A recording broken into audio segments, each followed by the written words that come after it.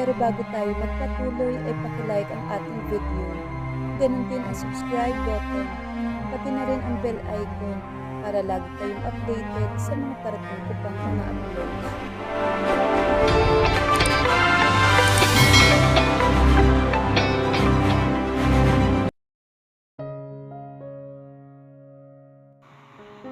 Walang nagawa si Lucas nang magdesisyon ng mga magulang niya na ipakasal siya sa isang babaeng hindi niya naman mahal. Si Laura, ang anak ng kaibigan ng mga magulang niya. Katulad niya, tutol din si Laura sa gusto ng mga magulang nito. But knowing his dad, lahat gagawin nito mapasunod lang siya sa kagustuhan ng mga ito. Lalo pa, at nagbanta ito na tatanggalan siya ng mana. Hanggang isang umaga, nagising na lang sila na magkasama sa kama at kapwa nakahubad. Matutunan kaya nila na mahalin ang isa't isa o gagawin nila ang lahat para makawala sa isang kasal na di naman nila ginusto? Anong gagawin mo kung ikasal ka sa taong hindi mo mahal kapalit ng mana? Ang gabing iyon sa mansyon ng mga Vergere ay puno ng tensyon sa kabila ng marangyang dekorasyon at masasarap na pagkaing nakahain sa mahabang hapagkainan. Si Lucas ay tahimik na kumakain, ngunit ramdam niya ang matatalas na tingin ng kanyang ama, si Don Roberto. Lucas, hindi na ako magpapaligoy-ligoy pa. Panimula ng matanda habang dahan-dahang ibinababa ang kanyang kubyertos. The merger with the Saavedra Group is final, and that merger requires a strong bond than just a contract on paper. Sandaling napatigil si Lucas sa pagnguya. Alam niya kung saan papunta ang usapang ito. Anong ibig sabihin dito, Dad? Ikakasal ka kay Laura. Diretsahang sagot ni Don Roberto. Sa susunod na buwan na ang civil wedding. Halos mabilaukan si Lucas sa narinig. What? Dad, you can't be serious? Hindi ko man lang kilala ang babaeng yan ang personal. At higit sa lahat, hindi ko siya mahal. Love is a luxury that can afford later, Lucas. Sabat naman ang kanyang ina na si Doña Elena. Bagaman may bakas ng awa sa mga mata. Kailangan natin ito para maisalba mga shares ng kumpanya.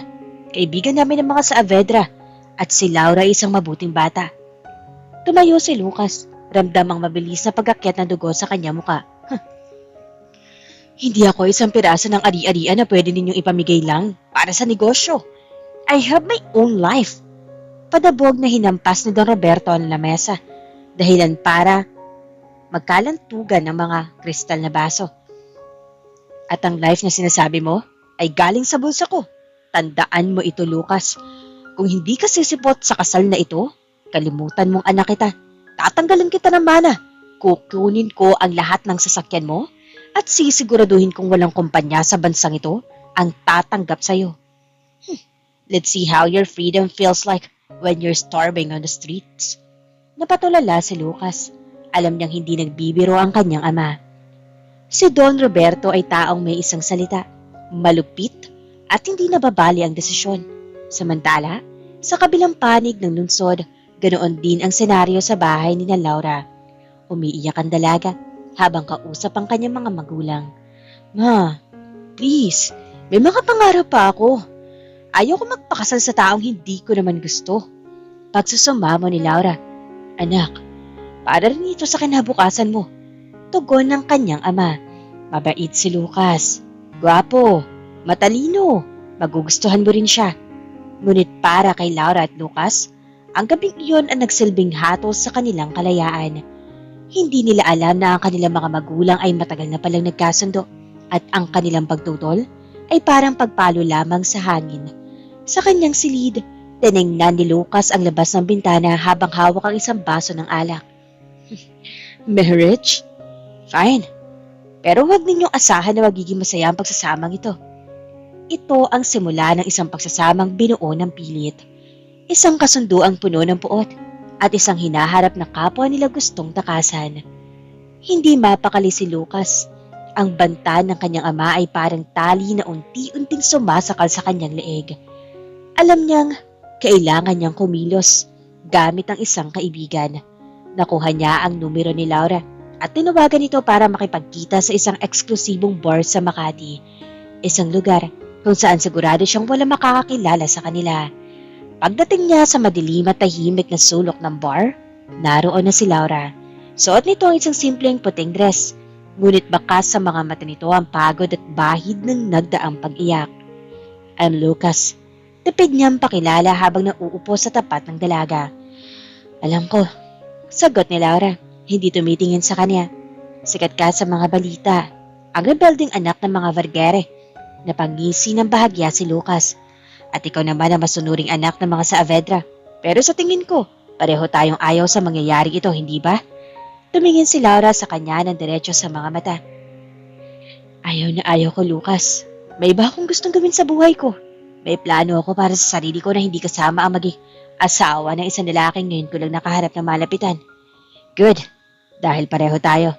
Ani Lucas habang sumasenya sa waiter para sa isang inumin.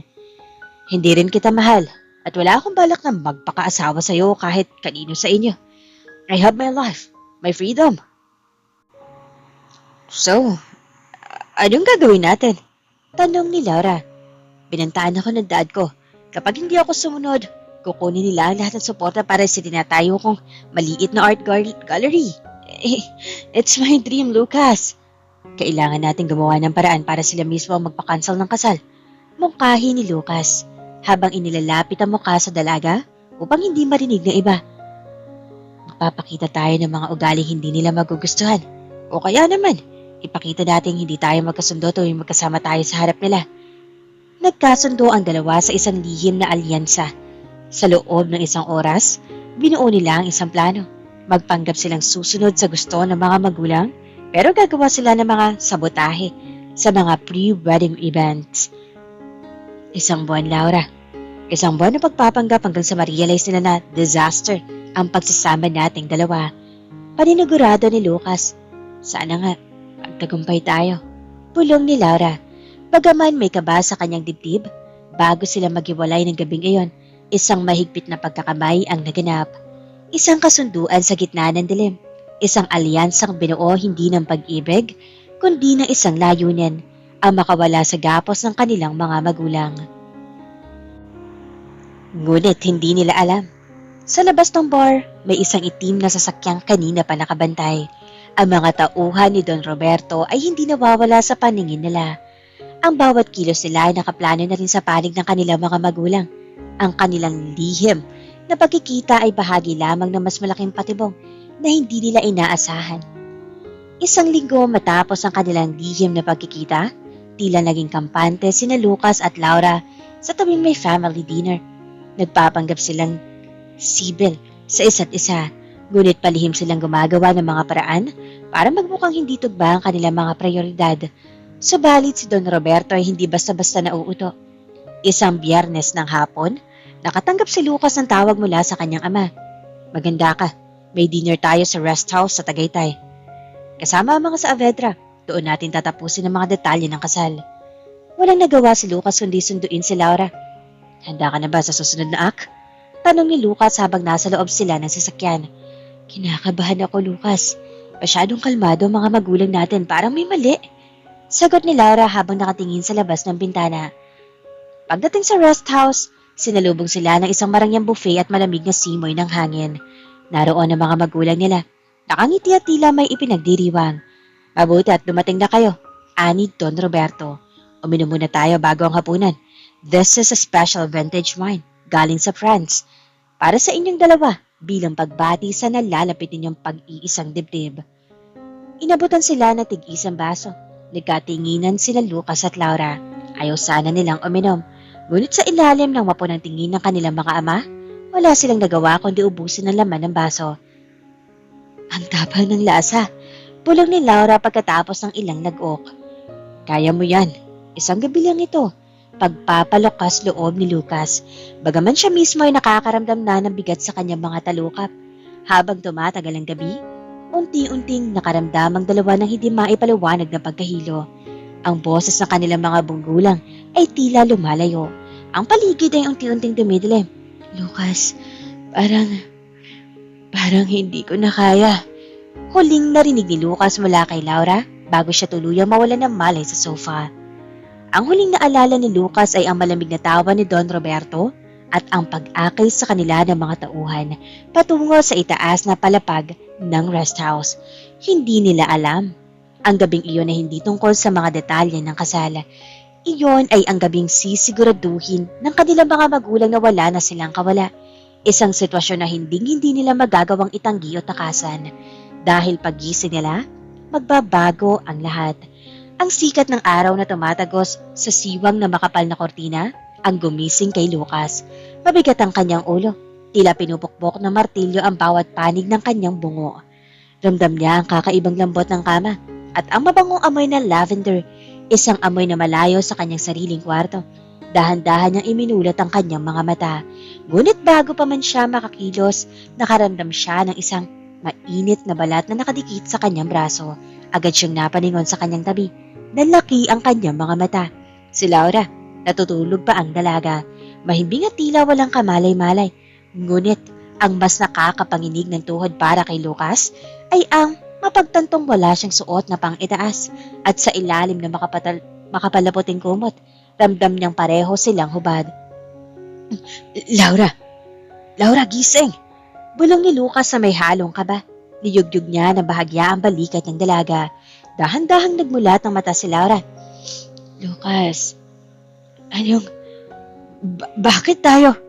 Naputol ang kanyang sasabihin nang hilahin niya ang kumot at makita ang kanilang sitwasyon.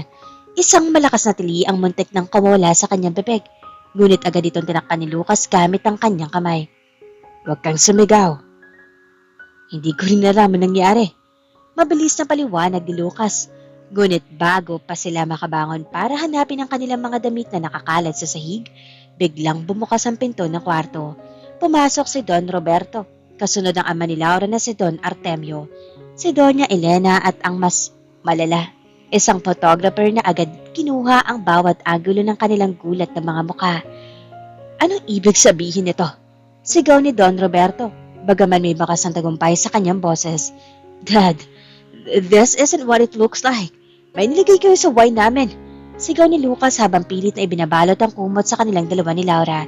Si Laura naman ay napahagulgol na lamang sa balikat ni Lucas. Itinatago ang mukha sa sobrang kahihiyan. Nilagay? Wala kaming nilalagay, Lucas. Kayong uminom ng sobra at pumasok sa kwartong ito. Pulyaw ni Don Artemio, ang ama ni Laura. Ang anak ko, ang dangal ng pamilya ko. Paano mo ito nagawa, Lucas? Wala kaming ginawa. Natulog lang kami. Depensa ni Lucas. Pero alam niyang talo siya. Ang mga litrato ay sapat na ebidensya para sa isang eskandalo na sisira sa kanilang mga pamilya. Hindi na mahalaga ang paliwanag ninyo. Mariing sabi ni Don Roberto, the photos are here. Kung ayaw ninyong kumalat ito sa tabloid at masira ang reputasyon ninyong dalawa, lalo na sa iyo, Laura, magpapakasal kayo. Ngayon din, sisimulan na ang paghahanda para sa kasal sa susunod na linggo. Lumabas ang mga magulang nila. Iniwan silang dalawa sa gitna ng katahimikan at kahihiyan. Naiwan si Laura na nanginginig sa iyak. Napasandal si Lucas sa headboard ng kama. Nagkatinginan sa kisame at napagtantong wala na silang kawala. I'm sorry, Laura. Bulong ni Lucas na sa unang pagkakataon ay nakaramdam ng tunay na pagkatalo. Ginamit nila tayo, Lucas. Hikbi ni Laura. Ginamit nila tayo para sa pera nila. Ang unwanted marriage ay hindi na lang isang banda. Ito ay isang realidad na nakatakda ng mangyari sa ilalim ng anino ng isang gabing puno ng misteryo at isang umagang walang takas. Ang simbahan ay pinalamutian ng mga pinakamahal na bulaklak. Ang bawat sulok ay kumikinang sa ginto at puti. Ngunit para kay Lucas at Laura, ang paligid ay kasing lamig ng isang libingan. Walang bakas ng saya sa kanilang mga muka habang mga flash ng camera ay walang tigil sa pagkuha ng bawat segundo na ng tinatawag ng media na the wedding of the year. Nakatayo si Lucas sa harap ng altar, tuwid ang tayo sa kanyang barong, ngunit ang kanyang mga kamao ay nakakuyom sa loob ng kanyang bulsa. Nang bumukas ang malaking pinto ng simbahan, lumitaw si Laura. Napakaganda nito sa kanyang white lace gown. Ngunit sa likod ng manipis na belo, nakita ni Lucas ang mga matang namamaga at walang buhay. Habang naglalakad sa aisle, bawat hakbang ay tila paglapit sa isang kulungan. Pagdating sa harap, iniabot ng ama ni Laura ang kamay nito kay Lucas. Alagaan mo ang anak ko. Seryosong bili ni Don Artemio. Tumango lang si Lucas, 1 kilos na walang kasamang pangako. Sa buong seremonya, tila robot ang dalawa. Nang dumating ang sandali na pagpapalitan ng sumpa, bawat salitang lumalabas sa kanilang bibigay parang laso na pilit nilang nilulunok. Ay, Lucas Vergere, take you, Laura Saavedra, to be my wedded wife. Pinitawan ni Laura at Lucas ang mga salita nang walang emosyon.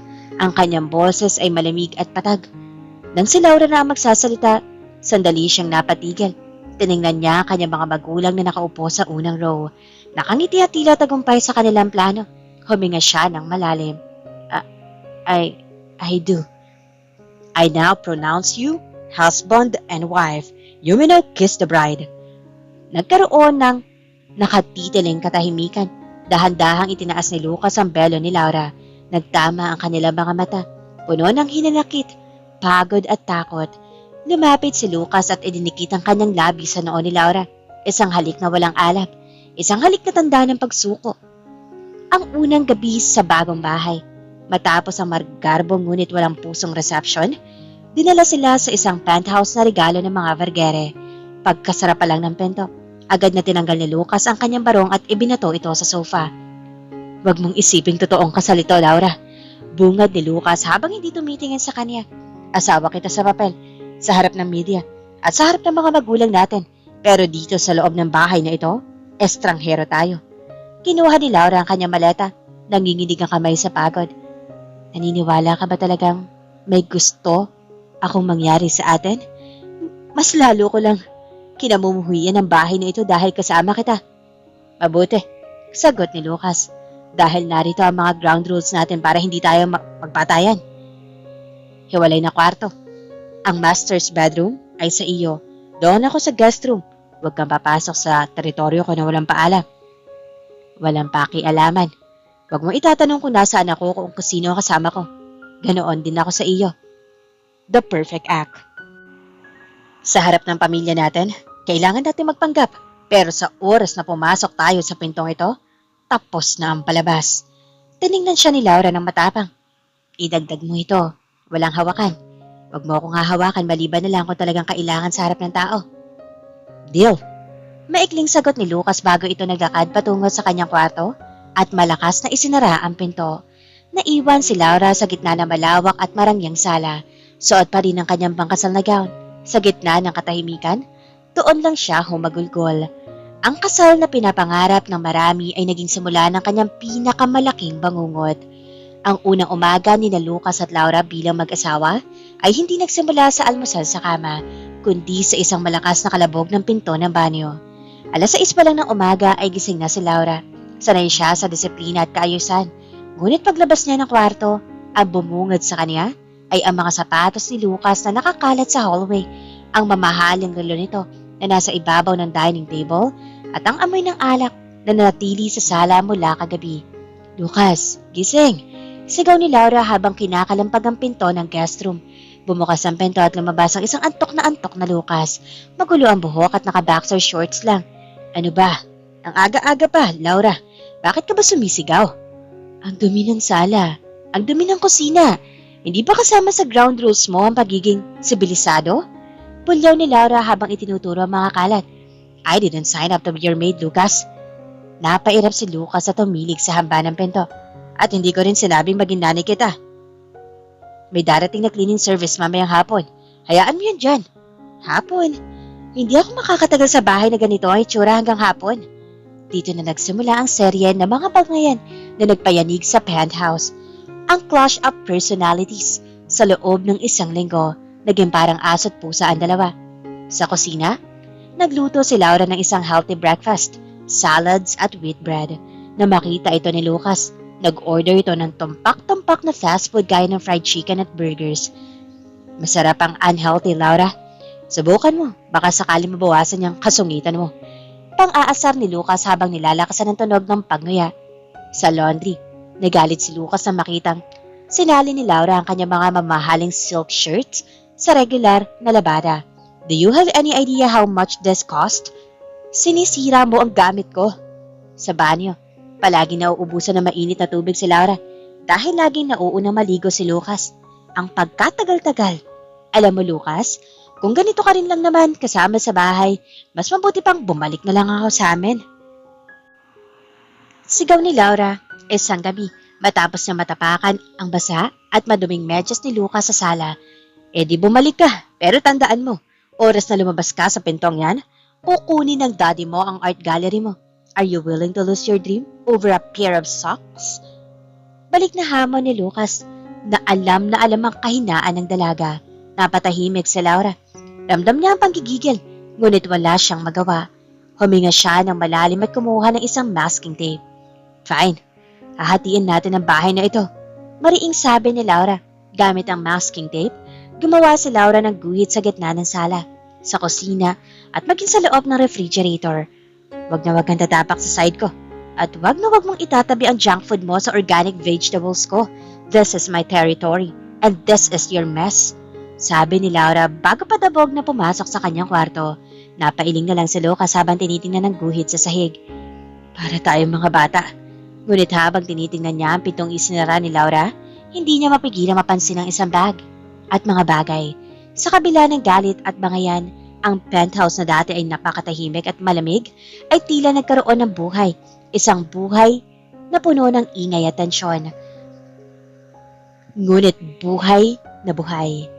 Isang linggo nang nakalipas mula nang lagyan ni Laura ng boundary line ang buong penthouse.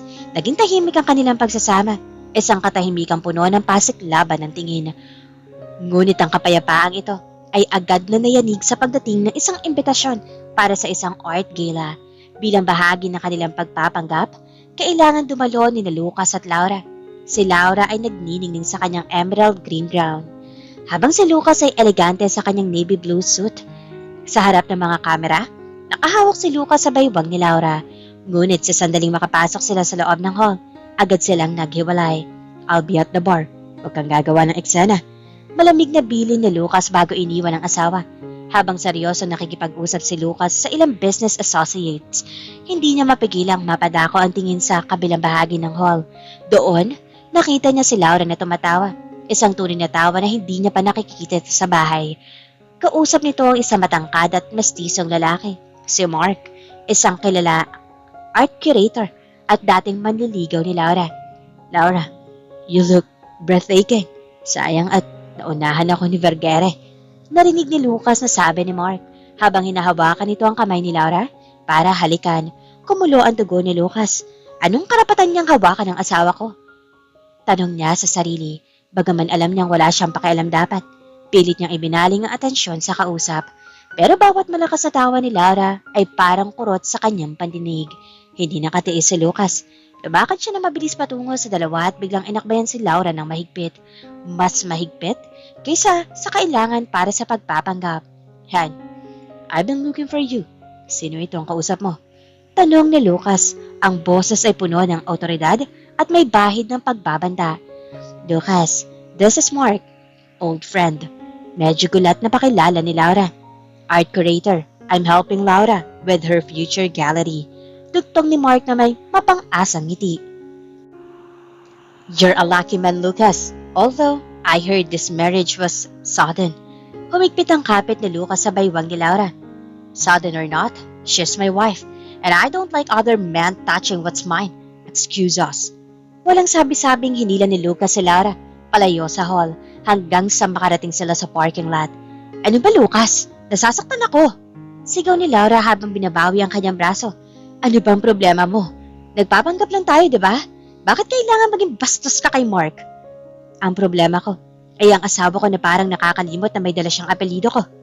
Pulyaw ni Lucas. Nakikipaglandian ka sa harap ng maraming tao? Landi? Kausap ko lang siya tungkol sa gallery ko. At bakit ka ba nagkakaganyan? Hindi ba ang sabi mo walang pakialamanan? Balik na sigaw ni Laura. Oh, baka naman nagsiselos ka. Napatigil sa Lucas. Ang tanong ni Laura ay parang sampal na nagpagising sa kanya. Tumingin siya sa mga mata ng dalaga. Mga matang puno ng hamon. Nagsiselos? Ako? Hindi ako magsiselos sa isang katulad mo. Pagsisinungaling ni Lucas. Bagaman ang totoo ay kumakabog na mabilis ang kanyang puso. Ayoko lang mapahiya ang pangalan ko. Yun lang yun. Pinaandar ni Lucas ang sasakyan ng mabilis. Ang katahimikan sa loob ay mas mabigat pa kaysa sa dati. Pareho silang nakatingin sa magkabilang bintana. Pilit na itinatago ang katotohanan may nagbabago na. Isang tensyong hindi na lang dahil sa galit, kundi dahil sa isang bagay na pilit na lang itinatanggi. Ang bawat penthouse at buong bahay ay nanginginig sa bawat dagundong ng kulog. Sa labas, ang ulan ay tila nagngangalit na humahampas sa mga salaming bintana. Ang bagyong Signal No. 3 ay tuluyan ng nanalansa sa Maynila at kasabay nito ang pagbagsak ng supply ng kuryente sa buong gusali. Isang malakas na kidlat ang gumuhit sa langit, kasunod ng biglaang pagkapundi ng lahat ng ilaw. Ang penthouse ay nabalot ng kabuang kadiliman. Si Lucas na nasa guest room ay pilit na nagtatrabaho gamit ang laptop ay napamura sa dilim. Great. Just great. Bulong niya. Kinuha niya ang kanyang phone para gamitin ang flashlight. Ngunit bago pa man siya makatayo, narinig niya ang isang mahinang kalabog mula sa labas ng kanyang pinto. Lucas? Isang nanginginig na boses ang tumawag sa kanya. Si Laura. Binuksan ni Lucas ang pinto at nakita ang dalaga na nakatayo sa hallway. Yakap ang kanyang sarili at namumutla sa bawat liwanag ng kidlat. Hoy, bakit ka nandyan? Tanong ni Lucas. Pilit na pinapanatili ang malamig na tono. Ano kasi?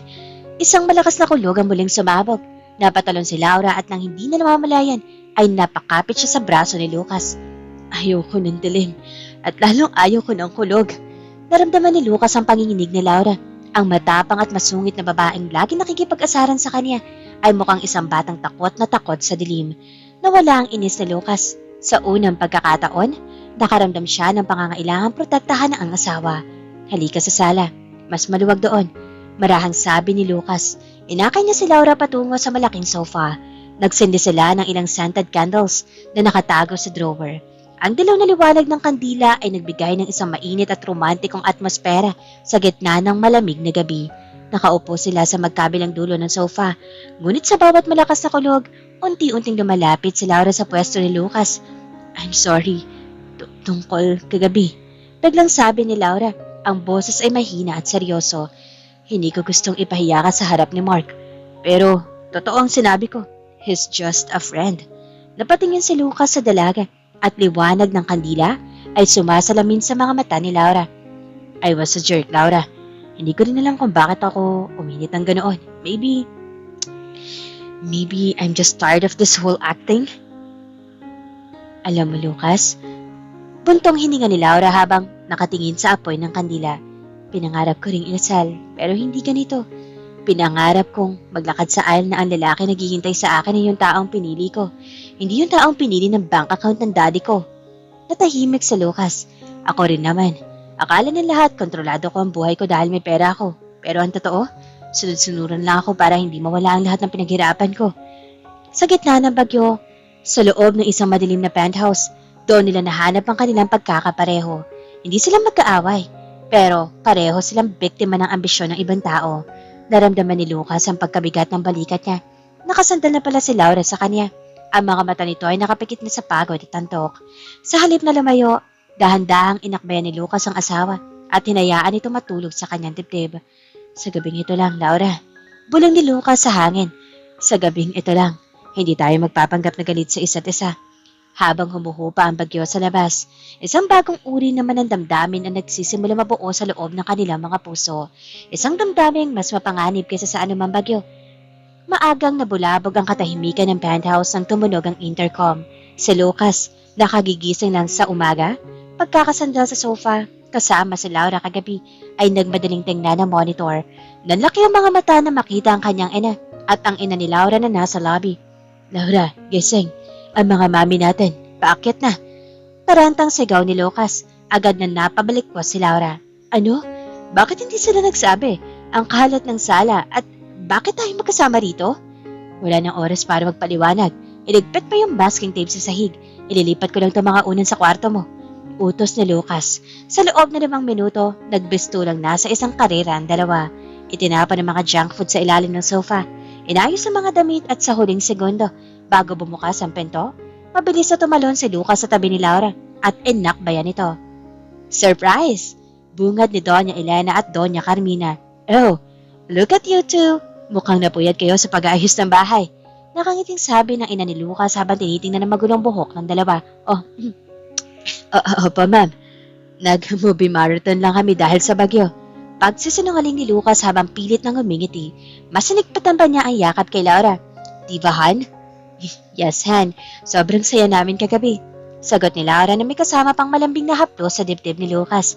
Halos mangisay si Lucas sa kakaibang kuryenteng naramdaman, pero kailangan niyang panindigan ng role. Ang inspeksyon ay tumagal ng buong araw. Sinamahan nila ang kanilang mga ina sa tanghalian at sa pamamili ng gamit sa bahay. Sa bawat sandali, kailangan nila magpakitang gilas. Sa mall, kailangan magkahawak kamay sila habang naglalakad. Sa restaurant, sinusubuan ni Lucas si Laura ng pagkain. Try this, sweetheart. It's your favorite, sabi ni Lucas, kahit ang totoo ay hindi niya alam kung ano ang paborito nito.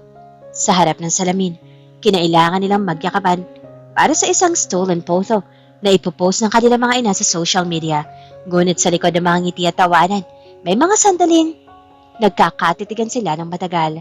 Sa tuwing tatawagin ni Lucas si Laura na hon o sweetheart, hindi na ito tunog ng sarkastiko.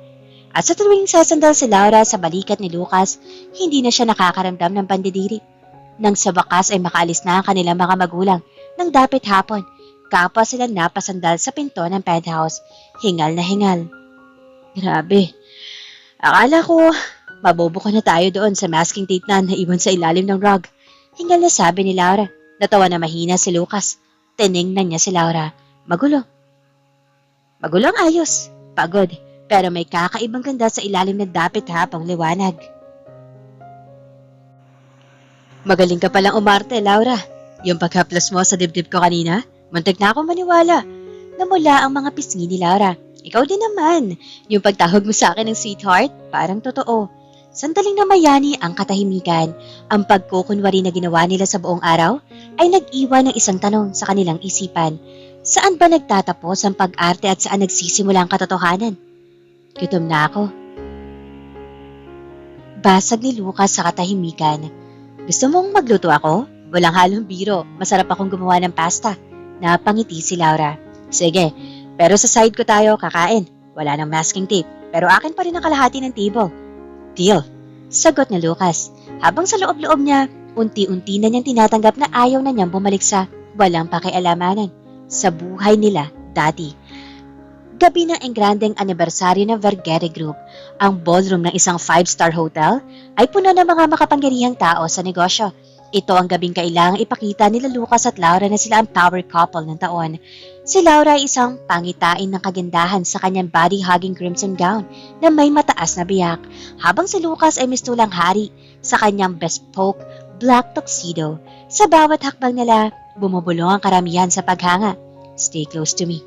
Bulong ni Lucas habang marahang hinahawakan ng baywang ni Laura. Maraming mata ang nakatingin, lalo ng daddy. I know the drill, Lucas. Sagot ni Laura. Ngunit hindi niya mapigilang mapakapit na mahigpit sa braso ni Lucas dahil sa kaba. Habang nagpapatuloy ang gabi, ang alak ay malayang dumadaloy. Napilitan silang makipag-shoutout at makipag-toast sa mga kliyente. Sa gitna ng sayawan, tumunog ang isang mabagal at madamdaming kanta. May I have this dance, Mrs. Vergere? Aniyaya ni Lucas sa may mapang-akit ng ngiti. Sa gitna ng dance floor, tila na wala ang ingay ng paligid. Ang kamay ni Lucas ay nakapalupot sa baywang ni Laura.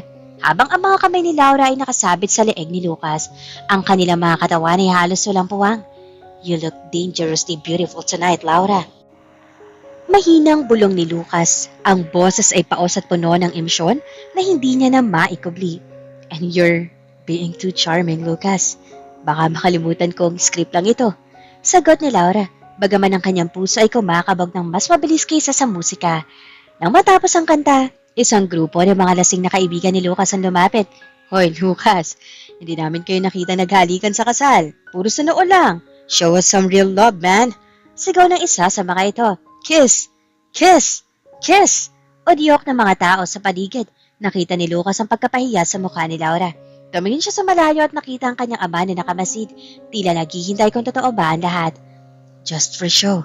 Bulong ni Lucas kay Laura. Ngunit nang ilapit ni Lucas ang kanyang mukha, hindi lang simpleng lapat ng labi ang nangyari. Sa sandaling magdampi ang kanilang mga labi, parang may sumabog na kuryente sa pagitan nila. Ang dapat ay mabilis na dampi ay naging malalim, matagal, at puno ng pagnanasa. Naramdaman ni Laura ang pag-init ng kanyang buong katawan. Ang kanyang mga daliri ay bumuon sa buhok ni Lucas, habang si Lucas naman ay mas lalong hinila si Laura palapit. Tila nakalimutan na nila may daan-daang taong nanonood sa kanila. Hindi na ito para sa mga magulang nila. Hindi na ito para sa mana. Iyon ay para sa kanila. Nang sa wakas ay mawalay sila para huminga, kapos sila hingal na hingal. Ang ingay ng palakpakan ay tila malayo sa kanilang pandinig. Ang mga mata nila ay nagsasabi ng isang katotohanang takot silang bigkasin. That wasn't in the script. Huling sabi ni Laura bago siya mabilis na tumalikod at naglakad patungo sa restroom upang pakalmahin ang sarili. Ngunit ang hindi nila alam. Sa dilim ng balkonahe, may isang taong nakasaksi sa lahat. Isang taong may hawak na dokumento na magpapatunay na ang kanilang kasal ay may malaking butas. Habang tinitingnan ni Lucas ang papalayong asawa, nakatanggap siya ng isang text message mula sa isang hindi kilalang numero. Enjoy the kiss, Lucas, because tomorrow, I will reveal to everyone that your marriage is nothing but a business transaction. Let's see how your dad reacts to the null and void contract I found. Nawala ang kulay sa mukha ni Lucas. Ang gabing dapat ay simula ng kanilang pag-ibig ay siya palang simula ng isang mas malaking gulo na maaaring sumila sa lahat ng meron sila. Mabilis ang bawat hakbang ni Lucas patungo sa dulo ng pasilyo ng hotel. Pilit na hinahabol si Laura. Ang kanyang kamay ay mahigpit na nakahawak sa kanyang cellphone, kung saan ang text message ay tila isang bombang nakatakdang sumabog. Laura, teka, sigaw ni Lucas na maabutan niya ang asawa malapit sa elevator. Huminto si Laura at tumarap sa kanya. Ang kanyang mga labi ay namumula-mula pa mula sa kanilang halik. Ang kanyang mga mata ay puno ng kalituhan. Lucas, ano ba? Yung halik na yun, kailangan natin pag-usapan na hindi na dapat maulit. Hindi yun ang problema ngayon, Laura. Putol ni Lucas sa kanya. Ipinakita niya ang screen ng kanyang cellphone. Basahin mo ito. Habang binabasa ni Laura ang mensahe, unti-unting nawala ang kulay sa kanyang mukha. Anong null and void? Paano? Maayos na lahat ng papeles natin, diba? Iyon ang akala ko. Sagot ni Lucas. Ang boses ay pabulong ngunit puno ng tensyon. Pero may nakakaalam na hindi tayo tunay na mag-asawa sa likod ng mga pinto. May nakahanap ng kopya ng ground rules o ng kasunduan natin sa bar bago ang kasal. Pumukas ang elevator at mabilis silang pumasok. Sa loob ng maliit na espasyo, ramdam ang bigat ng kanilang sitwasyon. Kung malalaman ni Daddy na niloloka lang natin sila, hindi lang man ang kukunin niya. Panginginig na sabi ni Laura. Sisiguraduhin niyang mawawala ang lahat ng pinaghirapan ko, Lucas. Kailangan natin malaman kung sino ang nag-text sa'yo. Pagdating sa penthouse, hindi na sila naghiwalay ng kwarto. Sa gitna ng sala, inilatag nila ang lahat ng posibilidad. Sino ang may access dito? Tanong ni Lucas habang pabalik-balik sa paglalakad. Ang mga cleaners, ang mga magulang natin, o baka naman si Mark. Hindi magagawa ni Mark yan. Depensa ni Laura, ngunit hindi siya sigurado. Dahil sa takot na may nakikinig o nanonood sa kanila, napilitan silang mas maging maingat. Dito nagsimula ang mas matinding pagpapanggap. Upang mapaniwala ang sinumang spy sa loob o labas ng bahay, nagpasya silang dapat silang matulog sa iisang kwarto gabi-gabi. Sa kama ka, sa sofa ko, ani Lucas na pumasok sila sa master's bedroom. Hindi, Lucas. Paano kung may camera? O, paano kung pumasok si Daddy na biglaan gaya na ginawa nila sa rest house? Mungkahi ni Laura. Kailangan natin magtabi. Ang unang gabi ng kanilang totoong pagsasama sa iisang kama ay puno ng katahimikan. Nakatalikod sila sa isa't isa, ngunit bawat paggalaw ay nararamdaman ng kabila. Lucas, mahinang tawag ni Laura. Sa gitna ng dilim. Bakit? Salamat sa pagtatanggol sa akin kanina. Bulong ni Laura. Hindi sumagot si Lucas, ngunit sa dilim, dahan-dahan niyang inabot ang kamay ni Laura at piniga ito ng bahagya. Hindi kita hayaang mapahamak, Laura. Magkasama tayo rito. Kinaumagahan, isang sobre ang iniwan sa tapat ng kanilang pinto. Walang pangalan ng sender. Tangi ang mga salitang, "The truth costs high," ang nakasulat. Nang buksan ito ni Lucas, hindi ito tungkol sa kanilang kasunduan. Ito ay isang set ng mga litrato. Mga litrato ni Don Roberto, ang ama ni Lucas na may kausap na isang doktor sa isang pribadong ospital. Kasama nito ang isang medical record na may nakasulat na stage 4 pancreatic cancer. Napaupo si Lucas sa sahig. Kaya pala. Lucas, anong problema? Tanong ni Laura habang lumalapit. Kaya pala nagmamadali si Dad na ipakasal ako. Ani Lucas, ang boses ay basag. Hindi dahil sa merger, kundi dahil mamamatay na siya. Ngunit habang tinitigan ni Laura ang medical record, napansin niya isang maliit na detalye sa petsa. Ang record ay may petsang 2 taon na ang nakakaraan. Lucas, sandali. Pulong ni Laura. Kung stage 4 ito, 2 taon na nakakalipas. Bakit hanggang ngayon ay napakalakas pa ng daddy mo? Nagkatinginan ng dalawa. Isang mas malalim na kasinungalingan na nagsisimula mabuksan. Ang kasal na akala nila ay padibong para sa kanila ay baka isang malaking sarswela na nilikha ng mga taong pinagkakatiwalaan nila. Hindi na mapakali si Lucas matapos makita ang petsa sa medical record. Stage 4 cancer? 2 taon na nakalipas. Imposibleng nanatiling masigla at malakas si Don Roberto kung totoo ang dokumentong ito. Kailangan natin malaman ng totoo, Laura. Mariing sabi ni Lucas. Kung niloloko lang ako ni Dad para mapasunod sa gusto niya, hindi ko siya mapapatawad. Nagpasya silang pumunta sa ospital na nakasaad sa record gamit ang impluensya na apelidong Vergere. Nagawa nila makausap ang isang nurse na matagal na nagtatrabaho doon. Si Don Roberto? Madalas po siya rito para sa kanyang check-up. Kwento ng nurse. Tungkol ba sa kanyang cancer? Tanong ni Laura. Ang puso ay kabit-kabit ang tibok. Nagtaka ang nurse. Cancer? Wala pang cancer si Don Roberto. Ang records niya ay nagpapakita na siya ay napakalakas para sa kanyang edad. Yung record na hawak ninyo, mukhang ito yung dinala rito ng tauhan niya noon para ipa-photocopy at baguhin ang pangalan ng pasyente. Nanigas si Lucas sa kinatatayuan. Ang sarili niyang ama ay gumamit ng peking sakit para konsensyahin siya. Ang luha ng kanyang ina. Ang banta ng pagtakwi lahat ay bahagi ng isang malaking sorsuela para lamang maisagawa ang merger sa mga Saavedra. Sugod bahay na pinuntahan ni Lucas at Laura ang mansyon ng mga Vergere. Naabutan nila si Don Roberto na masaya nag-i-sparring sa kanyang personal trainer sa garden. Dad, sigaw ni Lucas, itigil mo yan. Huminto ang matanda. Punas-punas ang pawis. Lucas, Laura, napadalaw kayo, may problema ba? Ibinato ni Lucas ang peking medical record sa mesa. Stage 4 cancer, Dad. Talaga? 2 years ago pa ito. You lied to me. Ginamit mo ang buhay mo. Ang emosyon mo. Para lang ipakasal ako sa babaeng hindi ko naman kilala. Nawala ang ngiti sa mukha ni Don Roberto. Naging seryoso at malamig ang kanyang tingin. Ginawa ko yun para sa iyo, Lucas. Kung hindi kita tinakot, patuloy ka na magbubuhay binata at sasayangin ang pinaghirapan ko. At paano naman ako, Tito? Sabat ni Laura, ang boses ay nanginginig sa galit. Ikinasal ako sa taong ayaw sa akin dahil sa kasinungalingan ninyo. Sinara ninyo ang buhay namin. Sinira? Tawa ni Don Roberto. Tingnan ninyo ang sarili ninyo ngayon. You're the most talked about couple. Ang stocks natin ay tumaas ng 40%. You have everything. Wala kaming anuman. Kung ang lahat ng ito ay nakabasa sa panloloko. Pulyaw ni Lucas. Bago pa man makasagot si Don Roberto, pumasok ang ina ni Laura, si Doña Carmina. Namumugto ang kanyang mga mata. Roberto, tama na. Pagpigil ni Carmina, tumingin siya kay Laura.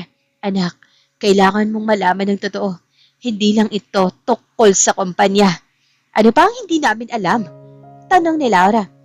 Ang pamilya natin, ang mga Saavedra, baon tayo sa utang, Laura. Pag-amin ni Carmina, nawala ang lahat ng pera ng daddy mo sa sugal at maling investment. Si Roberto ang sumasalo sa lahat ng utang natin para hindi tayo makulong at hindi makuha ang bahay natin. Ang kasal ninyo, iyon ang kabayaran. Napaatras si Laura. Tumingin siya kay Lucas na tila gumuhuri ng mundo. Hindi lang pala sila biktima ng ambisyon. Biktima rin sila ng mga pagkakamali at kahinaan ng kanilang sariling mga magulang. So, ibinenta niyo ako? Pulong ni Laura. Ang boses ay halos hindi marinig. Ibinenta niyo ako para pambayad sa utang ninyo? Hindi nakasagot si Carmina. Doon naramdaman ni Lucas ang matinding pait. Hinawakan niya ang kamay ni Laura at hinila ito palayo sa mansyon. Aalis na kami, sabi ni Lucas kay Don Roberto. At wag na wag niyo kaming susundan. Mula ngayon, kami na ang magdedesisyon para sa sarili naming buhay. Sa loob ng sasakyan, walang nagsasalita. Ang galit nila sa isa't isa noong una ay napalitan ng isang malalim na pagkakaisa laban sa kanilang mga pamilya. Pero sa gitna ng sakit, isang tanong ang lumutang. Ngayong alam na nila ang totoo, itutuloy pa ba nila ang kasal? O ito na ang huling gabi ng kanilang pagiging mag-asawa? Pagbalik sa penthouse, bumalot ang nakabibinging katahimikan. Hindi binuksan ni Lucas sa mga ilaw. Tanging aliwanag mula sa mga gusali sa labas ang nagbibigay ng anino sa kanilang dalawa. Diretsong pumasok si Laura sa kanyang kwarto. at nagsimulang mag-impake. Padabog niyang itinapon ang kanyang mga damit sa maleta. Ang bawat tikbi ay pilit niyang pinipigil pero unti-unting kumakawala. Anong ginagawa mo? Tanong ni Lucas na nakasandal sa hamba ng pinto. Anong tingin mo? Aalis na ako. Sigaw ni Laura. Hinarap si Lucas na may luhang dumadaloy sa kanyang mga pisngi. Wala na ang mana mo, Lucas. Wala na ring gallery na ililigtas para sa akin.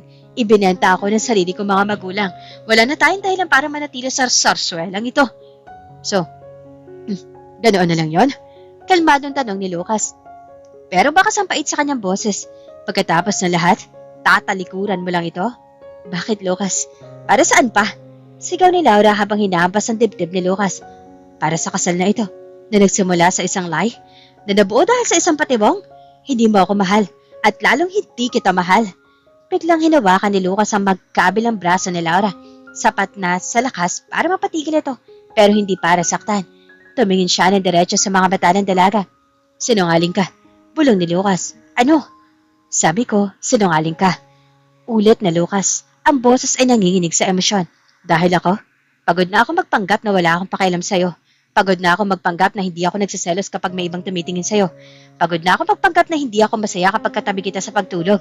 Napatigil si Laura. Ang kanyang paghinga ay bumilis. Hindi ko na kailangan ng mana ni Dad, Laura. Kaya ko magsimula muli. Patuloy ni Lucas habang dahan-dahang inilalapit ang kanyang muka. Pero hindi ko kayang magsimula kung wala ka. Hindi na ito dahil sa merger. Hindi na ito dahil sa utang. Nanatili ako rito. Dahil mahal kita. Noon pa. Hindi ko na maamin dahil masyadong mataas ang pride ko. Pumagsak ang balikat ni Laura. Ang galit na kanina ay nag-aapoy biglang naging parang yelo na natunaw. Lucas, mahal kita. Laura, hindi bilang asawa sa papel, kundi bilang Laura. Na babaeng bumago sa buhay ko sa loob ng maikling panahon. Sa halip na sumagot, hinila ni Laura ang kwelyo ni Lucas at siya na ang sumakop sa mga labi nito. Ang halik na iyon ay hindi katulad ng sa ballroom. Walang kamera, walang nanonood, walang kailangang patunayan. Iyon ay halik ng pag-amin, ng sakit at ng pangungulila. Nang humiwalay sila, magkadikit pa rin ang kanilang mga noo. Mahal din kita, hikbi ni Laura. Kahit ang gulo-gulo ng lahat, kahit ayaw ko sa'yo noong una, hindi ko na kayang isipin ang buhay ko na wala ka. Niyakap sila ng dilim. Ngunit sa unang pagkakataon, naramdaman nila ang tunay na liwanag. Hindi na sila mga biktima ng kanilang mga magulang. Sila na ngayon ay dalawang taong nagmamahalan na handang harapin ang anumang bagyong darating. Ang umaga sana ay puno ng pag-asa matapos ang pag-amin ni Lucas at Laura. Ngunit ang kanilang almusal ay nagambala nang ang doorbell ng penthouse ay tumunog ng sunod-sunod. Pagbukas na Lucas, bumungad ang isang babaeng matagal na niyang ibinaon sa limot. Si Monica, ang kanyang ex-girlfriend na bigla na lang nawala noong nakaraang taon para mag-abroad. Ngunit ngayon, bumalik siya na tila may dalang bagyo. Lucas, I saw the news. Hindi ako makapaniwalang ikinasal ka na. Bungad ni Monica, sabay yakap na mahigpit kay Lucas sa harap mismo ni Laura. Monica, anong ginagawa mo rito? Kulat na tanong ni Lucas habang pilit na humihiwalay sa yakap. Tumingin si Monica kay Laura na may mapanuring mata. So, ito pala ang contract wife mo? Poor girl, Lucas. Alam ko napilitan ka lang. Nalaman ko ang tungkol sa banta ng daddy mo. Monica, umalis ka na. Wala ka nang kinalaman sa buhay ko. Mariing sabi ni Lucas. Ngunit hindi natinag si Monica. Kinuha niya ang kanyang phone at may ipinakita kay Laura. Huwag kang masyadong kampante, Laura. Alam mo pa na bago ka pa niya pakasalat, may plano na kaming magtanan? In fact, he sent me these emails last month habang kasal na kayo. Sinasabing hinihintay lang niya na makuha ang mana niya bago kanya iwan. Napatitig si Laura sa screen. Ang mga email ay galing nga sa address ni Lucas. Ang mga salitang naroon ay kasing talim ng kutsilyo. Konting tiis na lang, Monica. Pag nakuha ko ang gusto ko kay Dad, hihiwalayan ko na ang babaeng ito. Lucas, ano ito? Nanginginig ang boses sa tanong ni Laura. Laura, hindi totoo yan. Hindi ko alam ang sinasabi niya. Depensa ni Lucas. Sinungaling. Sigaw ni Monica. I have more evidence, Lucas. Alam mo ba? At akala mo ba? Patatakasan mo ako? Dahil sa mga nakita, muling bumalik ang lahat ng takot ni Laura. Naisip niya, paano kung totoo? Paano kung bahagi lang din ito ng pag-arte ni Lucas para masigurong mananatili ako sa tabi niya hanggang sa makuha niya ang kaba niya? Tumakbo si Laura sa loob ng kwarto at nagkulong. Sa kabila ng pagkatok at pagsusumamo ni Lucas sa labas, hindi siya sumasagot.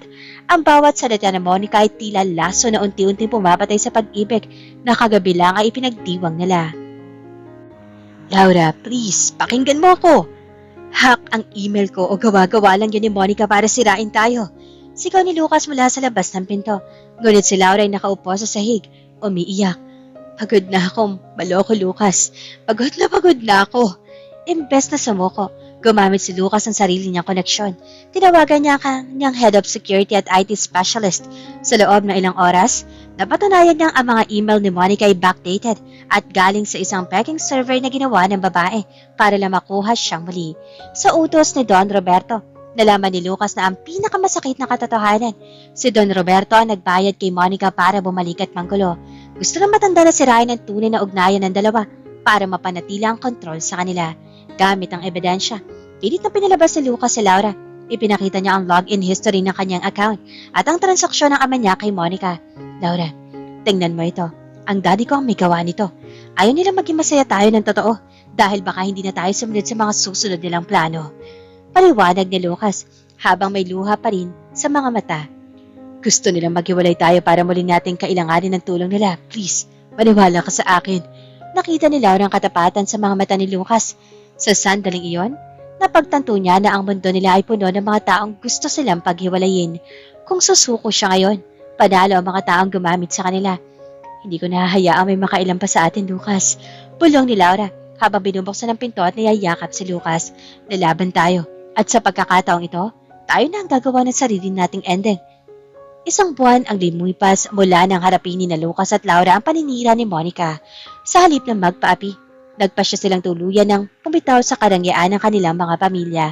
Ibinigay ni Lucas ang kanyang resignation sa kampanya ni Don Roberto at si Laura naman ay formal na humingi ng legal separation sa pananalapi ng kanyang mga magulang. Sa isang simpleng garden party na dinaluhan lamang ng kanilang mga tunay na kaibigan, muling nagpalitan ng sumpaan dalawa. Sa pagkakataong ito, hindi dahil sa banta, kundi dahil sa sarili nilang kagustuhan. Ayaw ko na ng penthouse, Laura. Ayaw ko na ng mga shares na yan, sabi ni Lucas habang hawak ang mga kamay ng asawa. Gusto ko lang ay ikaw at ang buhay na tayo mismo magtatayo. Nang matapos ang seremonya, dumating sina Don Roberto at Doña Carmina, baka sa kanilang mga mukha ang pagsisisi. Lucas, Laura, patawarin ninyo kami. Panimula ni Don Roberto. Sa sobrang paghahangad namin na maging maayos ang inyong kinabukasan, nalimutan namin tao rin kayo na may damdamin. We were wrong to manipulate you. Tinatanggap namin ang hingin ninyong tawad. Seryosong sagot ni Lucas. Pero hindi kami babalik sa dati. Bubuhayin ko ang pamilya ko sa sarili kong paraan. Habang nagkakasiyahan ng lahat, biglang nakaramdam ng pagkahilo si Laura. Napakapit siya sa mesa. Dahilan para agad na lumapit si Lucas na may halong pag-aalala. Laura, okay ka lang ba? Masyado ka bang... Sorry, napagod sa party? Tanong ni Lucas. Hindi ko alam, Lucas. Kanina pa ako nasusuka at nahihilo. Bulong ni Laura. Matapos ang ilang araw, nagpatingin sila sa doktor. Sa loob ng klinik, hawak-hawak ni Lucas ang kamay ni Laura habang isinasagawa ang ultrasound. Ang katahimikan ay nabasag nang biglang kumunot ang noon ng doktor habang nakatingin sa monitor. May problema po ba, Doc?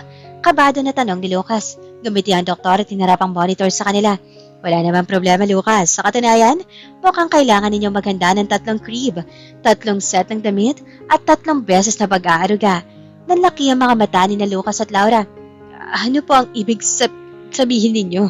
Congratulations, hindi lang isa, kundi triplets ang dinadala ni Laura. Masayang balita ng doktor. Halos hindi makapagsalita si Lucas. Napatingin siya sa tiyan ni Laura at muling tumingin sa monitor. Ang 3 maliliit na pintig ng puso, ang 3 bunga ng kanilang unwanted marriage na ngayon ay naging pinakamahalagang biyaya sa kanilang buhay. Naiyak si Laura sa tuwa. Triplets, Lucas, 3 sila. Pinuhat ni Lucas si Laura at hinalikan ito ng buong pagmamahal sa harap ng doktor.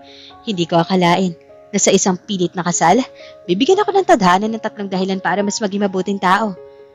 Lumipas ang mga buwan at naging maayos ang pagsasama ni Lucas at Laura sa kanilang sariling bahay. Bagaman mahirap sa simula dahil wala na ang tulong ng kanilang mga magulang, naging matagumpay ang bagong business ni Lucas at ang art gallery ni Laura sa sarili nilang pagsisikap. Isang hapon, habang nakaupo sila sa veranda ng kanilang bagong bahay, Nakatingin sila sa tatlong sanggol na mahimbing na natutulog sa kanilang malawak na kama. Sina Liam, Lucas Jr. at Lara, ang simbolo ng kanilang pananaig sa lahat ng pagsubok. Sino ang mag-aakala? Bulong ni Laura habang nakasandal sa balikat ni Lucas na ang lalaking kinamumuhian ko noon ang siya magiging ama ng mga anak ko ngayon. Hinalikan ni Lucas ang noon ni Laura. At sino ang mag-aakala na ang unwanted marriage na ito ang magiging pinakamagandang desisyon na hindi ko ginusto pero pinili kong panindigan. Sa gitna ng tawanan at pagmamahalan, natapos ang kanilang kwento hindi bilang mga biktima ng tadhana, kundi bilang mga arkitekto ng sablinin nilang kaligayahan.